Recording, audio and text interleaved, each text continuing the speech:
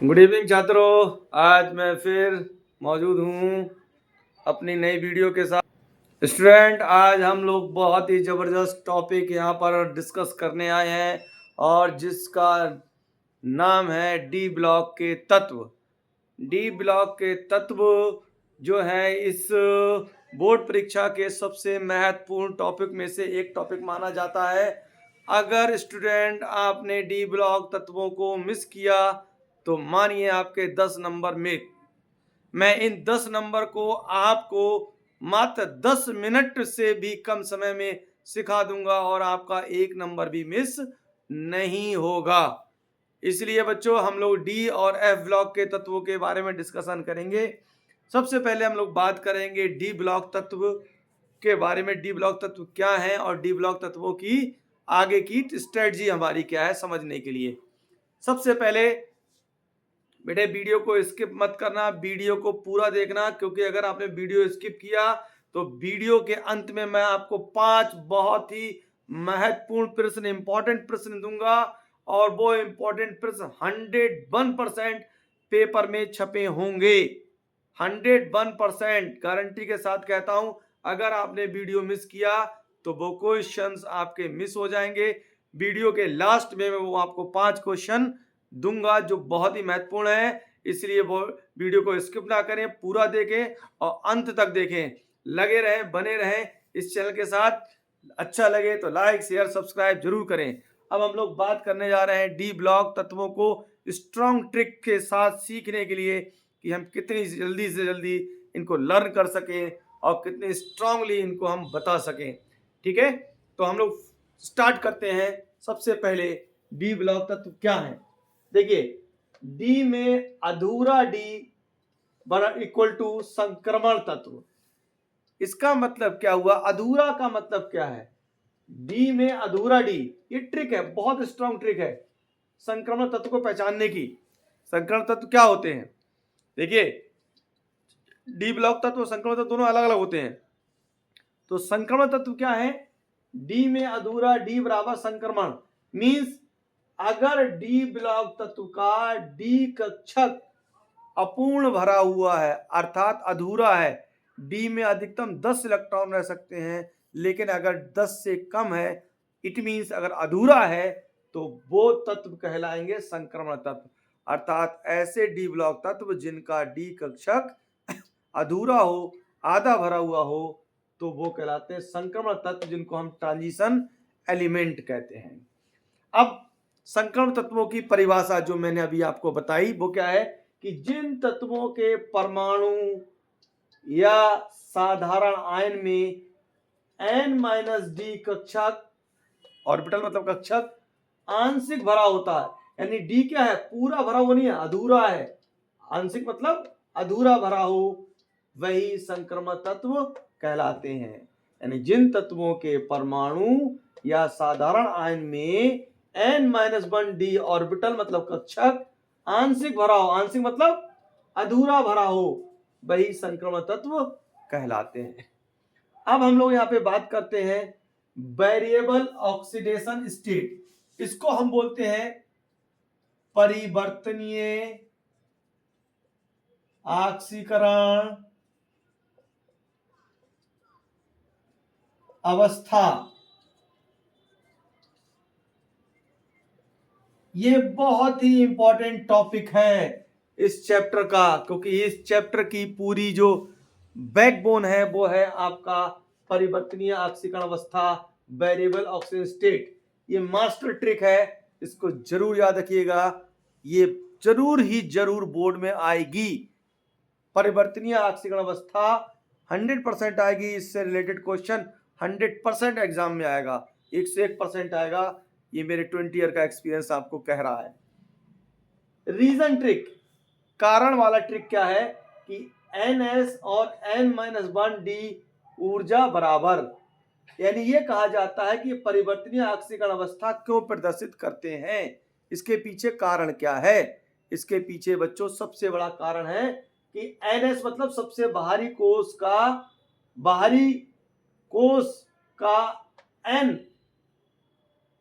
मतलब बाहरी और एस मतलब उपकोष, यानी बाहरी कोष का एस उपकोष या एस कक्षक, और उससे पीछे वाला एन मतलब सबसे बाहर वाला, उसके जस्ट पीछे वाला जिसको हम बोलते हैं पेनल्टीमेट सेल, यानी कि n-1d, दोनों की ऊर्जा बराबर होती है। अब फिर से समझ लीजिए कि सबसे बाहरी कोष के कक्षक की यानी उपकोष की और उससे अंदर वाले बाहर से एक पीछे वाले उपकोष दोनों यानी डी उपकोष की ऊर्जा बराबर होती है। बड़ा आसान, सबसे बाहर वाले की ऊर्जा और उससे जस्ट पीछे वाले डी उपकोष की ऊर्जा, दोनों की ऊर्जा बराबर होने की वजह से यह परिवर्तनीय ऑक्सीकरण अवस्था प्रदर्शित करता है। अगर आपसे कोई पूछे परिवर्तनीय ऑक्सीकरण अवस्था प्रदर्शित करने का कारण, ये रीजन ट्रिक है, याद रखिएगा, बहुत इंपॉर्टेंट है। इसलिए इलेक्ट्रॉन कभी एस से और कभी डी से निकलते हैं। अब आपको बता दें कि ऑक्सीकरण अवस्था कब आती है धातुओं की, जब वो इलेक्ट्रॉन त्यागते हैं, उन पर जितना आवेश आता है वही उसकी ऑक्सीकरण अवस्था होती है। अब कभी एस से इलेक्ट्रॉन निकल रहे हैं, कभी डी से इलेक्ट्रॉन निकल रहे हैं, तो क्यों निकल रहे हैं? क्योंकि दोनों की ऊर्जाएं बराबर हैं, इसलिए दोनों से इलेक्ट्रॉन निकल रहे हैं, इसलिए ये परिवर्तनीय ऑक्सीकरण अवस्था प्रदर्शित करते हैं। यही वजह है कि कभी एस से इलेक्ट्रॉन निकल रहे हैं, कभी डी से इलेक्ट्रॉन निकल रहे हैं। इसका कारण क्या है?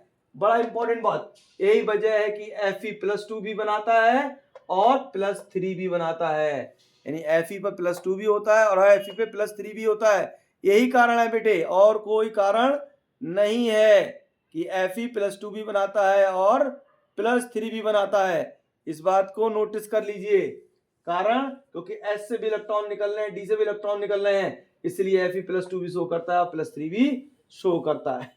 अब आता है colour of transition metal ion, यानी जो हमारे संक्रमण धातु होते हैं वो रंगीन क्यों होते हैं, कलर क्यों होते हैं, इसके पीछे कारण क्या है? इसके पीछे बहुत बड़ा कारण है बच्चों कि अगर आपसे कह दिया जाए कि डी ब्लॉक के तत्व रंगीन आयन क्यों बनाते हैं, रंग क्यों देते हैं, इसका कारण क्या है, तो इसका मास्टर स्ट्रोक है बच्चों the transition equal to colour, यानी डी संक्रमण। अगर जिन डी ब्लॉक तत्वों या आयनों में डी संक्रमण पाया जाता है, डी ट्रांजिशन पाया जाता है, वो कलर होते हैं, अर्थात रंग देते हैं, अर्थात रंगीन होते हैं, और जिनमें डी संक्रमण नहीं होता है वो रंगहीन होते हैं। बात आती है कि Zn2+ CD2+ कलरलेस क्यों हैं? अगर आपसे कह दिया जाए कि Zn2+ CD, ये बहुत इंपॉर्टेंट क्वेश्चन है, बार बार बोर्ड में पूछा जाता है, मैं आपको इसलिए बार बार कह रहा हूं कि वीडियो स्किप ना करें, पूरी वीडियो देखें कि Zn2+ CD2+ कलरलेस क्यों होते हैं। इसका कारण होता है कि इसके डी में 0 और इसके डी में 10, यानी मतलब 0 नहीं बल्कि दोनों में डी में 10 हो जाते हैं, इसके भी 10 और इसके भी 10। बोले कारण क्या हो गया भैया, 10 हो गए तो क्या हुआ? बोले जिंक Zn2+, कैडमियम 2+ यानी CD2+ ये कलरलेस क्यों है? बोले इसका डी भी 10 है और इसका भी D10 है, विन्यास है, इसलिए कलरलेस है। बोले D10 का मतलब, D10 का मतलब है कि अगर इनके d ऑर्बिटल d कक्षक पूर्ण भरे हो गए तो इनमें डी संक्रमण नहीं होगा, और डी संक्रमण नहीं होगा तो ये कैसे हो जाएंगे?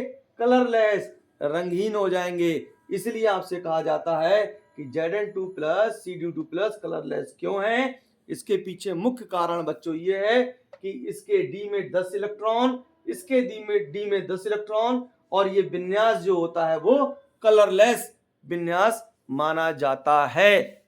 स्टूडेंट, अब अगला हमारा जो टॉपिक है वो है मैग्नेटिक प्रॉपर्टी, जिसको हम बोलते हैं चुंबकीय गुण। ये चुंबकीय गुण क्या है? चुंबकीय गुण को जानने से पहले हमें इसका फॉर्मूला जानना बहुत ही इंपॉर्टेंट है, बहुत ही महत्वपूर्ण है। फॉर्मूला क्या होता है? चुंबकीय आघूर्ण, चुंबकीय आघूर्ण होता है √n+2, और इसकी जो यूनिट होती है वो होती है BM। BM मतलब होता है बोर मैग्नेटॉन, बोर मैग्नेटॉन। और यहाँ एन का मतलब क्या है? एन का मतलब है अयुग्मित इलेक्ट्रॉन, अयुग्मित इलेक्ट्रॉनों की संख्या, कि किसी भी डी कक्षक में कितने अयुग्मित इलेक्ट्रॉन हैं वो यहाँ पर रिप्रेजेंट करता है। तो बच्चों चुंबकीय आघूर्ण क्या है? चुंबकीय आघूर्ण का मतलब होता है n+2 bm, bm मतलब बोर मैग्नेटॉन। ये इकाई होती है, यूनिट होती है चुंबकीय आघूर्ण की। यह n क्या है? n का मतलब है अयुग्मित इलेक्ट्रॉनों की संख्या। यहाँ पे जो n है वो अयुग्मित इलेक्ट्रॉनों की संख्या है। अब बच्चों अयुग्मित इलेक्ट्रॉनों की संख्या बढ़ जाए तो क्या होगा? अगर अयुग्मित इलेक्ट्रॉनों की संख्या बढ़ जाए तो क्या होगा? तो देखिए ट्रिक, जितने अयुग्मित इलेक्ट्रॉन उतना ही चुंबकीय गुण, अर्थात उतना ही ज्यादा चुंबकीय आघूर्ण। यानी अयुग्मित इलेक्ट्रॉन ज्यादा होंगे तो चुंबकीय गुण ज्यादा होगा। और चुंबकीय गुण ज्यादा क्यों होगा? क्योंकि चुंबकीय आघूर्ण का मान अधिक होगा। इसलिए बच्चों ये चुंबकीय गुण हो गया। अब आता है बच्चों कैटालिटिक प्रॉपर्टी, इसको हम कहते हैं उत्प्रेरकीय गुण। उत्प्रेरकीय गुण क्या है? यानी जो डी ब्लॉक के तत्व है या संक्रमण तत्व है ये अच्छे उत्प्रेरक का कार्य करते हैं। तो अच्छे उत्प्रेरक ये क्यों माने जाते हैं? इसके पीछे कारण क्या है? इसके पीछे कारण है, ट्रिक है, परिवर्तनीय ऑक्सीकरण अवस्था प्लस पृष्ठ अधिशोषण। यानी जो डी ब्लॉक के तत्व हैं ये अच्छे उत्प्रेरक क्यों माने जाते हैं? अच्छे उत्प्रेरक मानने के पीछे दो कारण है कि एक तो ये परिवर्तनीय ऑक्सीकरण अवस्था प्रदर्शित करते हैं, एक से अधिक ऑक्सीकरण अवस्था प्रदर्शित करते हैं। दूसरा पृष्ठ अधिशोषण, यानी ये ज्यादा से ज्यादा पृष्ठ देते हैं ताकि हमारे जो ठोस हैं या हमारे जो उत्प्रेरक हैं उसकी सतह पे ज्यादा से ज्यादा आके सबस्ट्रेट अधिशोषित हो जाए, अर्थात ये ज्यादा पृष्ठ क्षेत्रफल देते हैं। किसके लिए? सबस्ट्रेट के लिए। इसलिए परिवर्तनीय ऑक्सीकरण अवस्था प्लस पृष्ठ अधिशोषण, इसलिए ये अच्छे क्या माने जाते हैं? उत्प्रेरक माने जाते हैं। अब बोले कहां पे यूज होता है इनका? तो हैबर विधि। हैबर विधि किसकी होती है? अमोनिया बनाने की। अमोनिया बनाने की जो हैबर विधि है उसमें Fe का यूज होता है उत्प्रेरक के रूप में। संपर्क विधि में B2O5 वेनेडियम पेंटाऑक्साइड का यूज होता है। वेनेडियम क्या है? एक आपका डी ब्लॉक का तत्व है। ये संपर्क विधि होती है। ये H2SO4 या सल्फर ट्राइऑक्साइड गैस के बनाने में इसका उपयोग किया जाता है। ये हमारी संपर्क विधि हो गई। बच्चों अब मैं आपको बताने वाला हूं वो मास्टर ट्रिक प्लस बहुत ही ज्यादा इंपॉर्टेंट क्वेश्चंस जो बोर्ड में आने वाले हैं। मिस मत करिएगा, बने रहिएगा, मैं आपको बहुत ही इंपॉर्टेंट क्वेश्चन देने जा रहा हूं। छात्रों यहाँ पर आप देख रहे हैं कि मेरे शाइन बोर्ड पर मौजूद हैं 100% बोर्ड पेपर में मौजूद रहने वाले डी ब्लॉक तत्वों के 5 क्वेश्चन 100% रहेंगे। इनमें पहला क्वेश्चन है कि Zn और Cu2+ यानी Zn2+ और Cu2+ रंगहीन क्यों होते हैं, कलरलेस क्यों होते हैं। दूसरा क्वेश्चन है कि डी ब्लॉक तत्वों के 5 सामान्य गुण बताइए। नेक्स्ट क्वेश्चन है कि सबसे अधिक ऑक्सीकरण अवस्था किस डी ब्लॉक तत्व में पाई जाती है। अगला क्वेश्चन है Zn, Cd, Hg zinc cadmium mercury को संक्रमण तत्व क्यों नहीं कहते, इसका कारण बताइए। संक्रमण अगला क्वेश्चन है संक्रमण तत्वों की परमाणु त्रिज्या में विशेष परिवर्तन क्यों नहीं होता, ये एक क्वेश्चन है। तो स्टूडेंट ये लास्ट के 5 क्वेश्चंस हैं, आप अटेम्प्ट कीजिएगा। मैं अगली वीडियो में, नेक्स्ट वीडियो में पार्ट 2 में डी ब्लॉक और एफ ब्लॉक पार्ट 2 में कल आपको इनके आंसर मिलेंगे। साथ ही बच्चों आपको एफ ब्लॉक तत्वों की भी जानकारी दूंगा। बने रहिएगा। लाइक करें, शेयर करें, सब्सक्राइब करें, मेरे चैनल को प्रमोट करें, मुझे एनर्जेटिक बनाएं ताकि मैं आपको और अच्छे अच्छे कंटेंट दे सकूं। अब मिलेंगे हम लोग कल पार्ट 2 में।